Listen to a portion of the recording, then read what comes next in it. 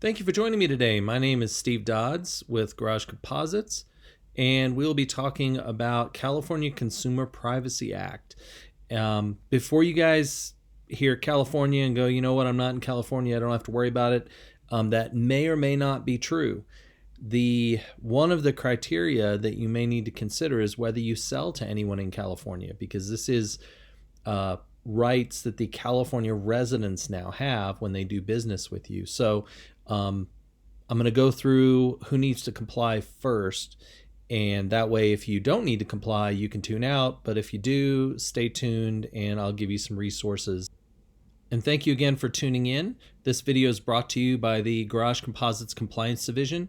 We do the research so that you don't have to. We're going to talk about four things today. We're going to talk about, number one, do you need to comply? So bear with me again. I'm going to go through that first so that if you don't need to comply, you can tune out. If you do, you can keep watching. We're going to talk about the expanded consumer rights that California residents now have. We're going to talk about how this regulation affects non-public personal information. And we're going to also talk about, of course, the penalties or the changes to the penalties that can be applied to this regulation. So, first things first. Number one, do you sell to California residents? Most of the dealerships that I deal with do sell upon occasion to California residents. So the answer, of course, is yes. Now, the next two things right here, so you need to ask yourself or find out if you don't know, does your business generate $25 million in revenue per year?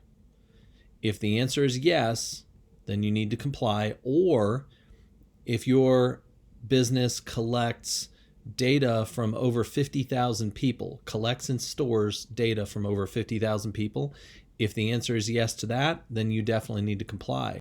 So if you answered yes to either 2 or 3, you need to keep watching.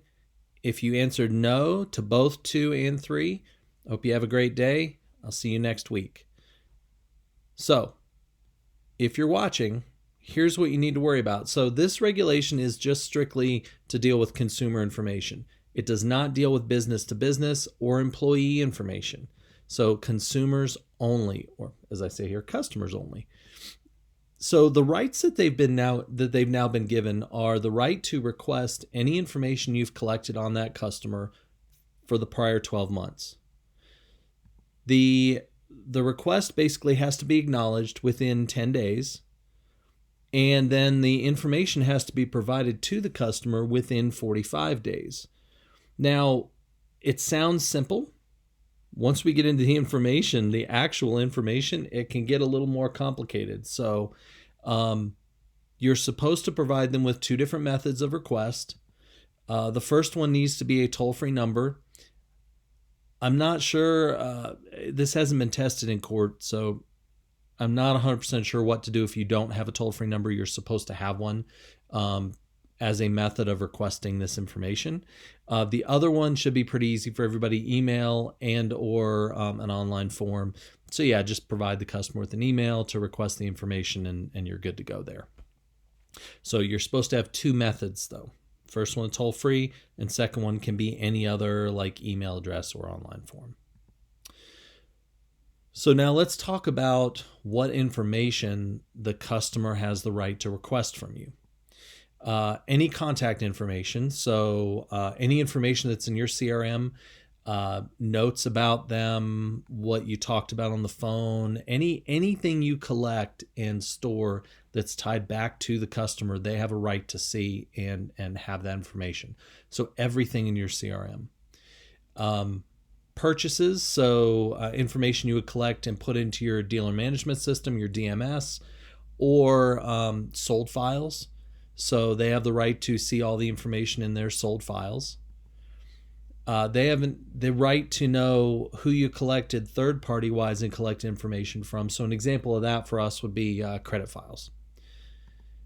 This is where it gets a little out of the realm of anything we've had to deal with before, is you start talking about network activity.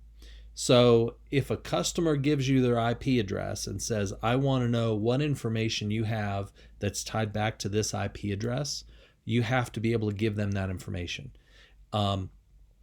One easy example when I was doing the research that I came across is if you're, let's say you're Google, and a customer says, I want anything tied to my IP address, I want the search history. So they have to be able to provide the customer with every search that they've collected or stored from that IP address, and tell you what the search was, what results were found. All that kind of information has to be provided back to the customer.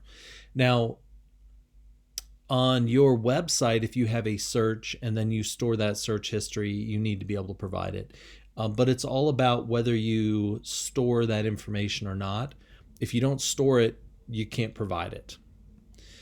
Now, online tracking, this is somewhere that our websites do track our customers. So we have to be able to provide the customer with like cookie information. So if your website does not already ask the customer to opt into your cookie policy when the customer first goes to your website, it needs to. If they're a California resident, problem is I don't know if they're a California resident based on their IP address. So what I really need to do is ask all of our customers to opt in to our cookie policy. So that's something you can contact your web provider and tell them you need to be able to have that functionality there. It should be easy enough. They should already know that it needs to be on there. If you say collect an IP address and use it for retargeting purposes, so retargeting advertising, let's say I go, and we all experience this, you go on to Amazon and you look for, I don't know, slippers, right? And then all of a sudden you go to other sites on the web and you start seeing ads for the thing that you looked up on Amazon. Amazon is retargeting.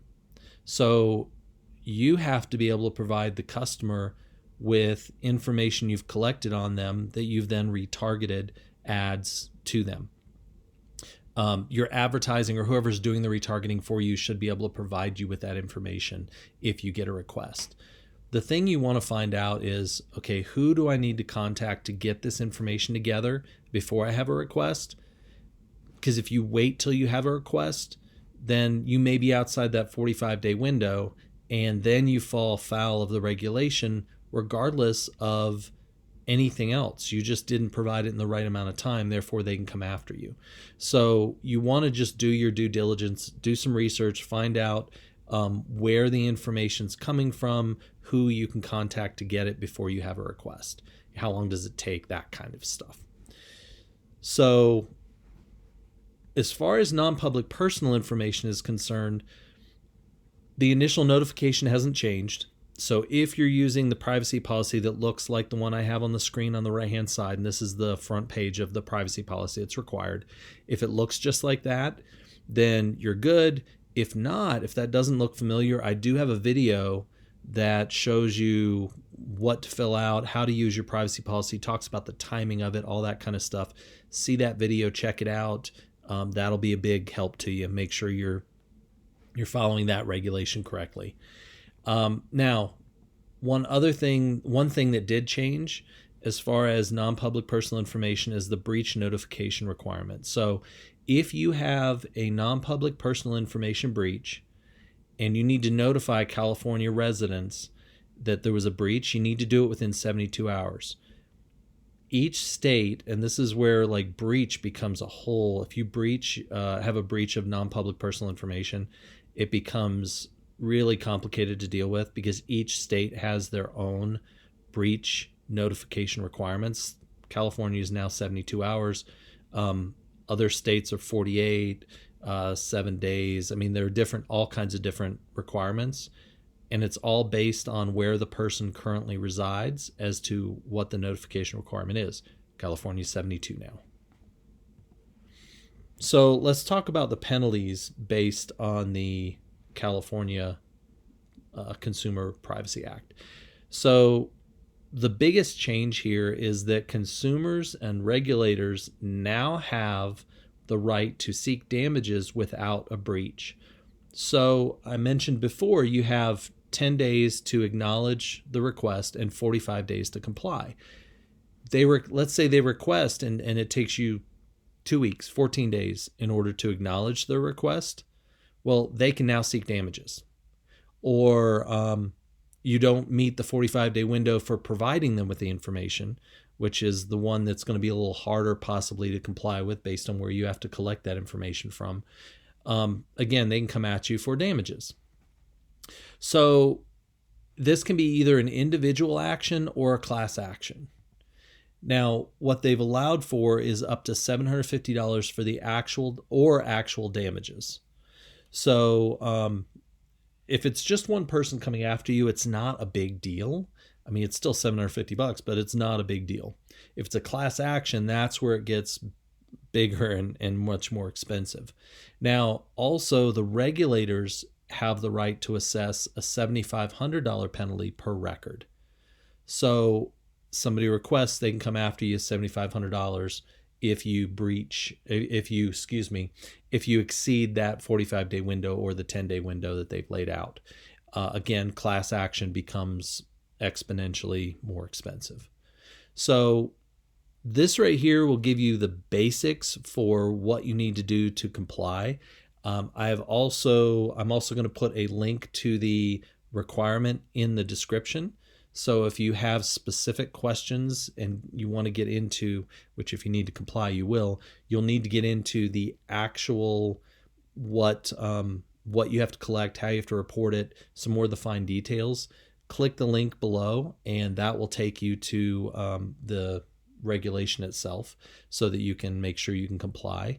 I hope this was helpful. Thank you so much for tuning in, and hopefully I will see you next week. Well, this concludes another video from Garage Composites Compliance Division.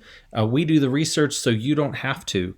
If you like what you saw here today and you're interested in getting certified, you can go to the description below and you'll see a link to the online certification. Also, if you are not already subscribed, please click subscribe and you will get notified whenever I host new videos. Thank you very much, and I hope you have a great rest of your week.